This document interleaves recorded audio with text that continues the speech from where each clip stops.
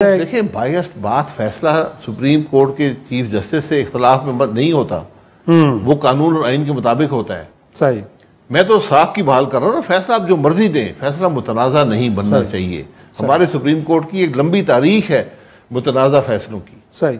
और आपके ख्याल में अगर वो फुल कोर्ट ये फैसला देता है कि इस मुल्क के अंदर जुलाई में इलेक्शन होने चाहिए, तो आपके ख्याल में नून लीग उसको तस्लीम करेगी? नून लीग के पास कोई चॉइस नहीं है। इलेक्शन नून लीग ने नहीं कराना। अच्छा। इलेक्शन कमीशन ने करवाना है। सही। नून लीग ने इलेक्शन लड़ना है। सही। तो इसलिए उसका आपको एहतराम करना पड़ेगा। तो सर फिर वो माली मुश्किलात और सिक्योरिटी रीजन कहाँ गए ना सर? तो फिर आप वो अपनी जगह पर हैं, अपनी जगह पर हैं। तो अगर उनको भी नजरअंदाज करके फैसला आ गया तो आपके ख्याल में ठीक होगा? फैसला आ गया, हुकूमत पैसों का बंदोबस्त करे। अगला बजट आ रहा है, जून में बजट आ रहा है, वो जून में बजट उसमें पैसे शामिल करें।